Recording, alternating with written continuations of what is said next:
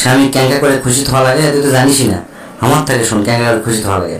আমি তোকে যে কটা টিপস কমো সেটা যদি ঠিক মতো তুই মানা পারিস, স্বামী তোর জন্য খুশি খায়, সারা জীবন তোর জন্য পাগলা হয়ে থাকবে।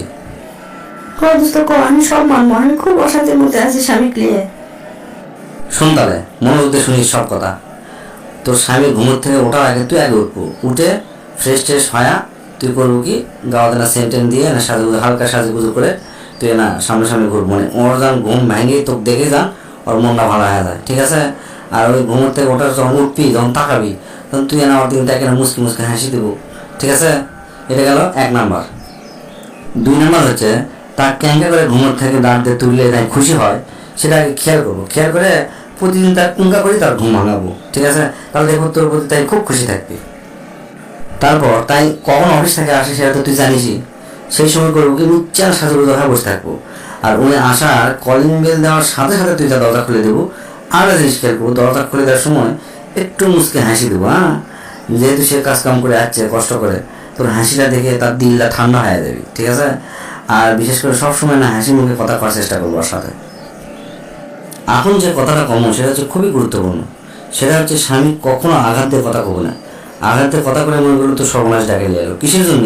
পরবর্তীতে দেখবো কোনো গুরুত্বপূর্ণ কথা তোর সাথে কবি না, করবি কি অন্যদের মানুষক কবি, বাইরের মানুষক তা করবি, কিন্তু তোর সাথে শেয়ার করবি না, ঠিক আছে? সবসময় গুরুত্ব দিস ব্যাপারটা। স্বামী যদি কোনো কাজ তো করবার কয় সেটা সবসময় হাসি মুখে করার চেষ্টা করবো, ঠিক আছে? স্বামীর কোনো দোষ ভুল করেও পৃথিবীর অন্য কোনো মানুষকে করবো না। এটা খুবই একটা সিরিয়াস কথা, এটা সবসময় মাথার মধ্যে রাখবো। যখন তার মাথা ঠান্ডা থাকবে আস্তে ধীরে তার বুঝাবো যে তুমি এই কাজটা আসলে ভুল করছিলা, এটা এরকম নয় এরকম হবে, তখন দেখবো তোর স্বামী ঠিকই শুধরে দিবি, ঠিক আছে?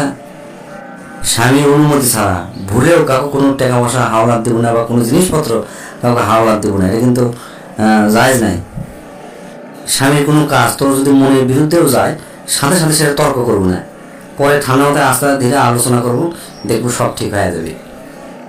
স্বামী যদি তোর জন্য কিছু কিনে নিয়ে আসে, হোক সেটা 1 টাকা দামেরও, তুই ওটা দেখে এমন একটা ভাব করবো যে তোর খুবই পছন্দ হচ্ছে, ঠিক আছে? এতে স্বামী খুবই শান্তি পাবে, খুবই স্বস্তি পাবে এবং তোর খুব খুশি হবে। এটা খেয়াল রাখিস। স্বামীর মেজাজ বুঝে ঠিক সেই রকম তার সাথে ব্যবহার করবো। তাই যদি হাসি খুশি থাকে তাহলে তার সাথে হাসি খুশিভাবে ব্যবহার করবো।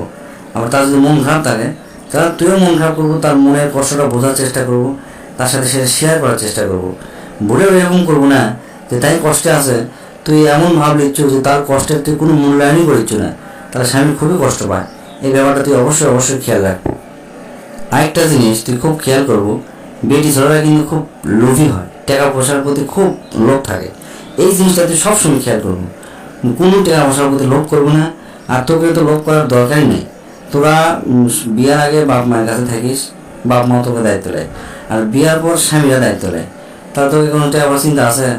স্বামীকেও যদি ভালো রাখতে পারিস, টাকা পয়সা তোকে চিন্তাই করা লাগবে না।